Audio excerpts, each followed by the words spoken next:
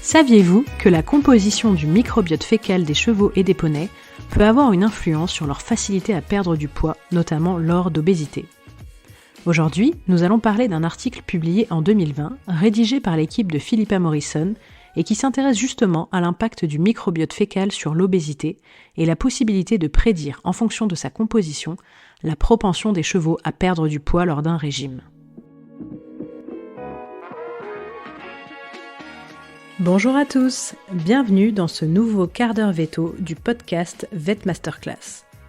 Je suis le docteur Sarah Prado, vétérinaire équin. Je vous propose de vous accompagner pendant quelques minutes pour vous partager les dernières actualités en matière de médecine et de chirurgie équine. Nous avons sélectionné pour vous les dernières publications, le meilleur des nouveautés. Sans vous déplacer, confortablement installé ou au volant de votre voiture, vous restez à jour et vous prenez ce moment pour vous. Bienvenue à bord. Donc je vous l'avais déjà dit dans un autre podcast, j'ai une grande passion pour le microbiote. On sait que les bactéries qui résident dans le tractus digestif jouent un rôle très important dans la santé de l'hôte et même sur le métabolisme. Et il a été montré des associations entre l'obésité et la composition du microbiote digestif chez les humains, chez les chiens. Et plus récemment, l'équipe qui a réalisé cet article a aussi identifié des différences dans le microbiote fécal entre des chevaux normaux, obèses et des chevaux âgés, alors qu'ils étaient soumis à la même alimentation. Je ne vous apprends rien, les chevaux et les poneys sont des herbivores qui sont particulièrement adaptés à consommer des fibres et les fermentations microbiennes de la digestion de ces fibres se produisent dans le gros intestin et le sécom, aboutissent à la production d'acides gras volatiles dont l'acétate, le propionate et le butyrate. Et ces trois éléments vont contribuer à leur apporter une forme d'énergie rapidement utilisable. Donc dans la nature, les chevaux mangent en continu et se déplacent beaucoup. Les modes de vie actuels font qu'on leur fournit parfois des rations très denses d'un point de vue énergétique et ils ne font pas beaucoup d'exercice, ce qui engendre une importante prévalence de l'obésité chez les populations de chevaux et de poneys de sport dans les nations, on va dire, plus industrialisées comme la nôtre, et ça constitue un vrai problème de santé. Il a été identifié des races spécifiques chez les chevaux et les poneys, notamment les Welsh, les Shetland, les Highland, qui avaient une prédisposition à développer de l'obésité, plus que les autres, ce qui indiquait qu'il y avait peut-être une composante génétique spécifique à l'obésité. Et pour autant, comme chez l'humain, tous les chevaux et les poneys ne perdent pas du poids de la même façon lorsqu'ils sont soumis à un régime de restriction. Donc la question pouvait se poser, est-ce que d'autres facteurs entraient en compte au-delà de la prédisposition génétique ? Chez l'humain, ils ont déjà pu observer que suite à une restriction de la diète très sévère ou à des méthodes chirurgicales comme les anneaux gastriques ou le bypass, il y avait des altérations significatives de la composition du microbiote.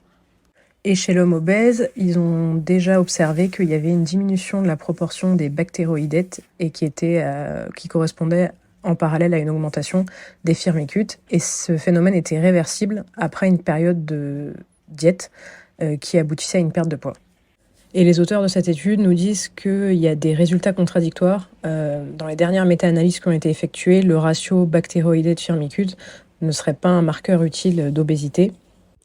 Plus récemment, ils ont observé chez des humains soumis à un régime riche en fibres que pour les patients qui avaient un ratio Prévotella-bactéroïde plus élevé, ils avaient une plus importante perte de poids et de masse grasse par rapport aux autres. Mais dans les études, même s'ils ont déjà observé différents groupes de bactéries spécifiques en fonction du degré de perte de poids, les auteurs nous disent qu'il y avait eu des différences dans la méthodologie des études qui rend difficile vraiment l'interprétation et d'associer une population bactérienne à si j'ai cette population, je vais perdre du poids et si je l'ai pas, c'est pas le cas. Donc on n'en est pas encore là.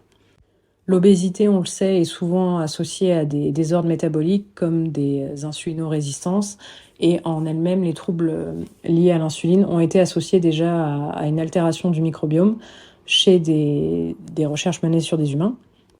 Et par exemple, ils ont observé que chez les patients qui avaient une plus grande abondance de, alors attention la prononciation, Akkermansia mucinifila, une bactérie du tube digestif humain, ceux qui en avaient beaucoup avaient une amélioration plus significative de leur sensibilité à l'insuline, de leur taux de cholestérol et une plus grande perte de poids au niveau du périmètre des hanches.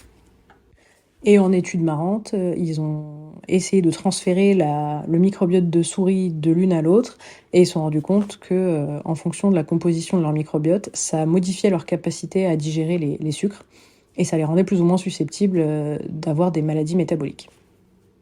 Donc l'étude en question dont on va parler, c'est une des premières qui s'intéresse vraiment au microbiote suite à une perte de poids et pas que en fonction de l'alimentation ou pas en lien avec une pathologie particulière comme la fourbure ou le syndrome métabolique. L'objectif des auteurs, c'était de voir si les poneys pouvaient avoir une propension à perdre du poids en fonction de leur microbiote pour minimiser les effets d'éventuels facteurs qui peuvent perturber l'étude. Ils ont choisi des animaux tous de la même race, donc c'était des Welsh, et du même sexe, c'était que des jumeaux. Donc ils ont pris 15 poneys qu'ils ont mis dans une phase d'abord d'adaptation, une phase pré-diète où ils étaient nourris avec du fourrage à hauteur de 2% d'apport en matière sèche par rapport à leur poids vif. Et ensuite, ils étaient soumis à une phase de restriction alimentaire durant 7 semaines où ils recevaient plus que 1% de matière sèche par rapport à leur poids vif. Ce qu'ils ont observé, c'est que le taux de perte de poids était le plus important durant la première semaine et puis ensuite ça se stabilisait durant les 6 semaines suivantes. Et au cours de la première semaine, les chevaux perdaient en moyenne entre 2 et 3% de leur poids vif et puis ensuite ils perdaient plutôt aux alentours de 1%. Ce qui fait qu'à l'issue des 7 semaines, ils avaient perdu en moyenne 6% de leur poids vif. Et ils ont aussi vu que avant la phase de diète et après la phase de diète, le pourcentage, on va dire, de masse grasse était resté identique, donc entre 21 et 22%. Mais comme les chevaux avaient perdu du poids, le poids de la masse grasse avait quand même significativement réduit. Donc en moyenne, il est passé de 64 kg de masse grasse à 58-92, donc c'est pas non plus exceptionnel. Ils ont regardé d'autres critères au fur et à mesure de la diète et ils se sont aperçus qu'il y avait une association positive entre la digestibilité avant la diète générale de la matière sèche et des fibres et un lien avec la quantité de poids perdu. Ils ont également fait un suivi de la glycémie et de l'insulinémie au cours de l'étude et ils ont pu observer quelques différences au cours de la perte de poids. L'insulinémie plasmatique basale était significativement réduite après la phase de restriction alimentaire, mais dans tous les cas, elle restait dans des valeurs acceptables. Les poneys n'étaient pas hyperinsulinémiques avant le début de l'étude. En revanche, la glycémie, elle, n'a pas significativement été modifiée au cours de la perte de poids. En parallèle, au cours de l'étude, ils ont donc effectué l'étude des matières fécales avec une mesure du taux d'acide gras volatile et une détermination de la population bactérienne présente dans les matières fécales. Ce qu'ils ont observé, c'est que le pH fécal était stable tout au long de l'étude. En revanche, il y avait une diminution significative des concentrations en acétate, butyrate et propionate consécutives à la perte de poids. Ils ont pu aussi mettre en évidence une association forte entre la quantité d'acide gras volatile qui était présent avant la diète et la quantité de poids perdu après la phase de restriction. Et en l'occurrence, c'est le taux d'acétate vraiment qui était associé significativement à la perte de poids.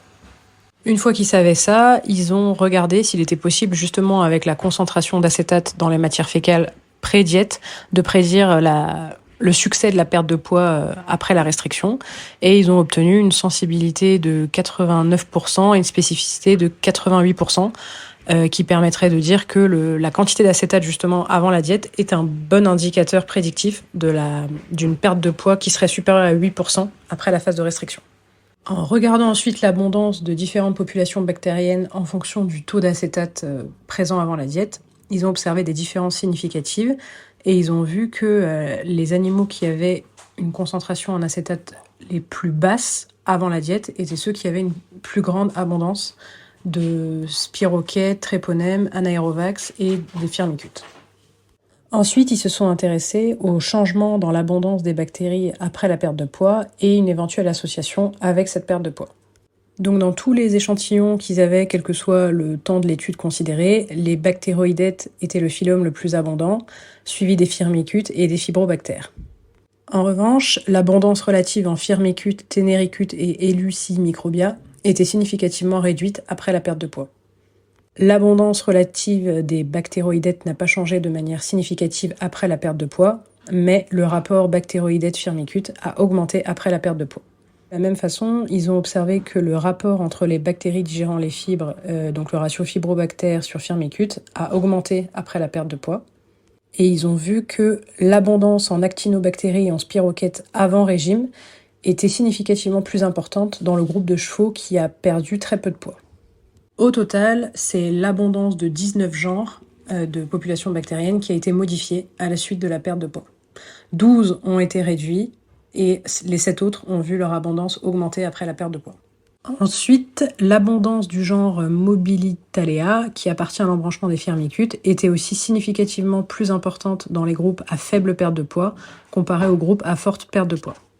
Donc ils nous disent qu'il y a une vraie différence significative dans l'abondance des populations bactériennes avant et après régime en fonction du type de chevaux et en fonction du fait qu'ils ont perdu peu de poids ou beaucoup de poids. Pour les groupes situés au milieu, la différence était moins notable. Ensuite, ils ont effectué une analyse statistique complète pour voir si la structure du microbiome avant la diète pouvait être un prédicteur de la perte de poids. Et ils ont trouvé des vraies différences significatives dans la structure de la communauté bactérienne pré-diète dans les groupes qui ensuite ont eu une forte perte de poids et le groupe qui a eu une faible perte de poids. Et puis ils ont refait une analyse qu'ils appellent une analyse de redondance où ils voulaient évaluer la quantité d'acides gras volatiles dans la matière fécale et l'influence du pH sur la structure de la communauté bactérienne pré-diète. Et il ressort à nouveau que c'est la concentration d'acétate avant la diète qui est fortement corrélée à la différence de structure de la communauté bactérienne entre les groupes de perte de poids. Donc si on résume, d'après les auteurs, c'est la première étude qui décrit vraiment les changements du microbiote après une restriction alimentaire chez les poneys. L'étude actuelle a été répétée sur 2 ans pour augmenter le nombre d'animaux impliqués et donc la puissance statistique de l'analyse des données qu'ils ont effectuées. De manière inattendue, lorsque les animaux ont été classés ensuite en fonction de leur perte de poids, ceux qui ont été recrutés la 2e année sont apparus plus sensibles à la perte de poids. Pour les 2 années de l'étude, ils ont observé le même degré de perte de poids pendant la phase de restriction alimentaire, donc les résultats étaient cohérents d'une année sur l'autre. Et donc, comme on rappelle, ils avaient vraiment utilisé des animaux de la même race et du même sexe, et malgré ça, il y avait un écart considérable en termes de temps de réponse à la perte de poids, ce qui voudrait dire que, comme chez l'homme, la génétique n'est pas suffisante pour expliquer la facilité que les individus peuvent avoir à perdre du poids, et qu'il y a d'autres facteurs biologiques qui sont très importants pour déterminer la propension qu'a un animal à perdre du poids après un régime restrictif. Dans cette étude, la perte de poids était principalement liée à une perte de masse maigre et pas vraiment une perte de masse grasse. Ça peut vouloir dire que quand on veut vraiment une perte de masse grasse, il faut aussi associer l'exercice physique à la restriction alimentaire. Concernant le microbiote, les auteurs nous disent que la proportion des différents phylums bactériens qu'ils ont enregistrés est conforme à l'étude du microbiote équin qui avait pu être fait dans d'autres études, avec une dominance des bactéroïdètes et des firmicutes. Et dans cette étude, ils ont identifié une réduction de la proportion du phylum des firmicutes et des ténéricutes, qui sont des producteurs de butyrate, suite à la perte de poids. Ils font le parallèle avec l'homme, où on a aussi observé une réduction des firmicutes et une augmentation correspondante des bactéroïdètes après une perte de poids chez l'humain. Et donc, chez les humains qui perdent du poids, le ratio firmicute-bactéroïdète tend à revenir vers la valeur que l'on retrouve chez ce qu'ils appellent des humains minces. Dans notre étude, ils parlent aussi des actinobactéries. C'est un phylum qui est relativement mineur en termes d'abondance. En revanche, ils ont observé que les chevaux qui avaient perdu peu de poids avaient une plus grande abondance de ces bactéries-là dans la phase pré-diète. Ces actinobactéries, elles semblent avoir un rôle assez multiple dans le métabolisme et l'immunité de l'intestin. Et il a été démontré que l'abondance relative est réduite chez les patients humains qui ont subi un bypass gastrique. Chez le cheval, il faudrait d'autres études par rapport à cette proportion de bactéries. On n'a pas assez de recul pour conclure. Si on parle d'un autre genre de bactéries, les animaux qui ont eu une faible perte de poids possédaient en plus grande quantité des Mobilitalea, qui appartiennent à la famille des Lactospiraceae. Et il semblerait que ces Lactospiraceae et ces Ruminococci sont identifiés comme ayant un plus grand nombre de gènes associés à la perte de poids, avec une capacité à dégrader une grande variété de polysaccharides et de cliver des composants cellulosiques et hémicellulosiques des matières végétales. Donc les auteurs disent qu'il serait tentant de spéculer que le fait d'avoir une plus grande abondance de Mobilitalea soit responsable en fait d'une moindre perte de masse corporelle, parce que ces bactéries-là permettent une extraction plus efficace des acides gras volatiles de l'alimentation et qui leur permettrait de répondre aux besoins énergétiques lorsqu'ils sont dans un état de restriction alimentaire. Et que du coup, les chevaux qui ont ces populations-là de manière plus abondante, quand ils sont soumis à moins de nourriture, ils utilisent mieux en fait le peu qu'ils consomment et ils ont moins besoin de puiser dans leurs réserves de triglycérides issus du tissu adipeux. Ça, c'est une hypothèse. Parmi les résultats intéressants qu'ils ont eus, c'est notamment la réduction de la diversité de la population après la perte de poids et une association négative entre la diversité avant le régime et l'intensité de la perte de poids après, en sachant que chez l'homme, une diversité bactérienne intestinale élevée est associée à une meilleure santé métabolique et gastro-intestinale. Et toujours chez l'homme, ils ont observé qu'avoir une grande diversité intestinale associée à la consommation de fibres de manière importante était associée à une moindre prise de poids à long terme chez l'humain. Mais cependant, il y a une étude récente qui a montré qu'après 28 jours d'un régime riche en fibres, il y avait au contraire une augmentation de la prise de poids à long terme. Notamment parce que c'était associé à une réduction du nombre de gènes microbiens en lien avec la perte de poids, et donc les personnes finissent par en prendre. Les auteurs pensent que la réduction de la richesse génétique peut être due à l'enrichissement au contraire des espèces bactériennes qui digèrent spécifiquement les fibres alimentaires. Et donc ces bactéries-là ont tendance à prendre le dessus sur les autres populations et ça réduit la richesse globale des espèces et de la diversité des bactéries que l'on peut trouver dans le microbiote.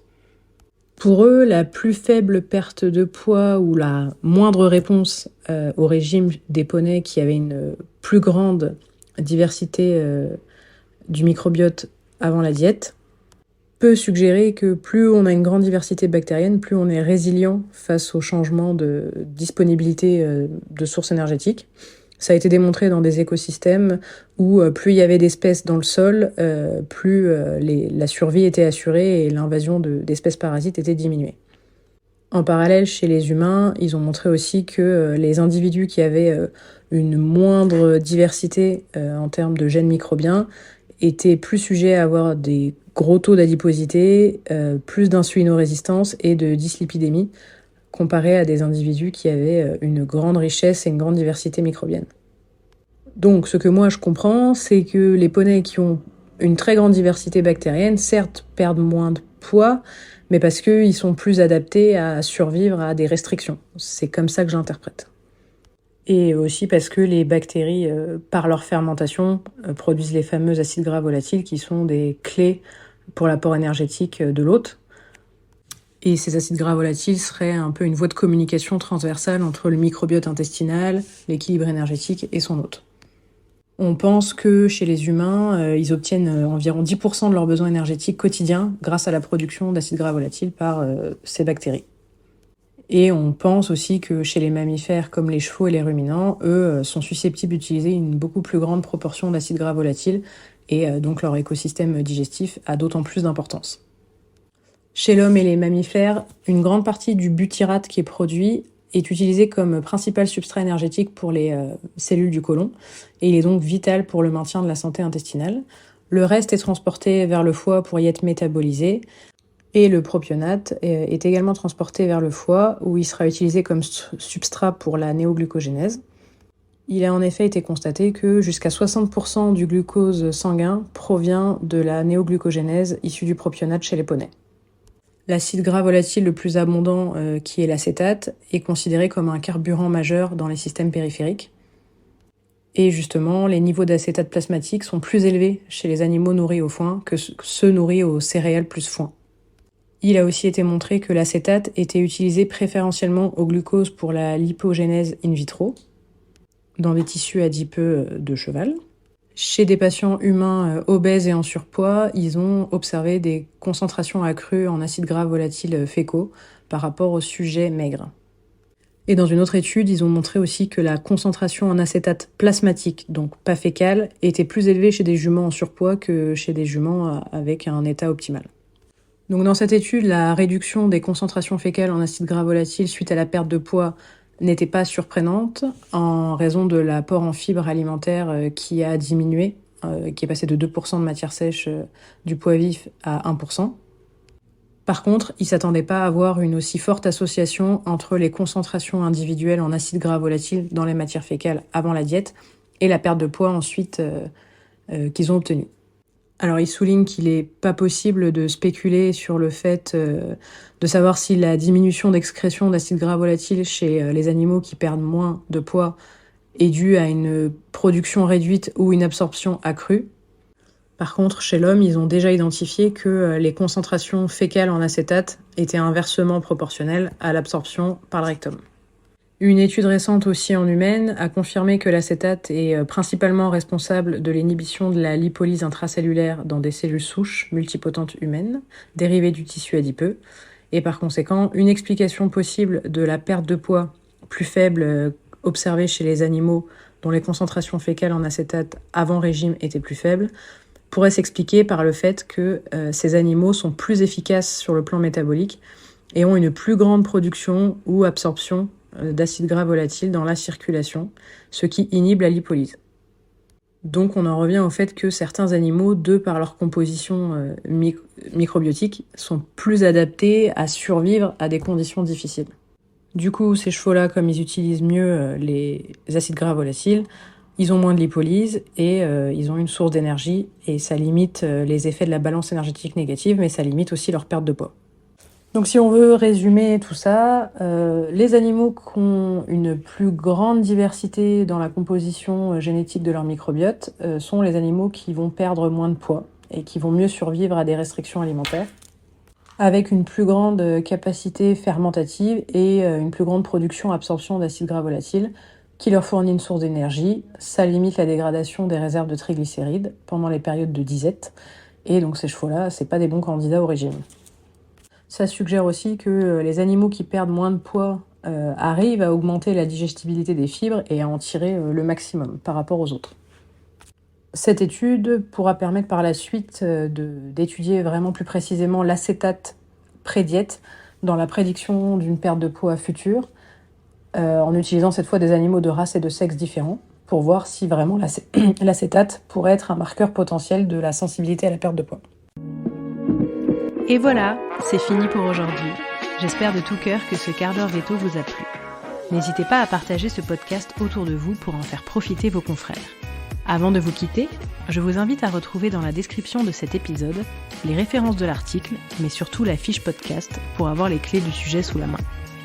Si vous souhaitez nous contacter pour poser vos questions, proposer des thématiques, partager des réflexions, eh bien, n'hésitez pas. Vous avez les liens de nos différents réseaux toujours dans la description de l'épisode. Je vous souhaite une excellente journée, encore 1000 merci de nous écouter. Je vous dis à très vite pour un nouvel épisode et surtout, continuez à vivre votre métier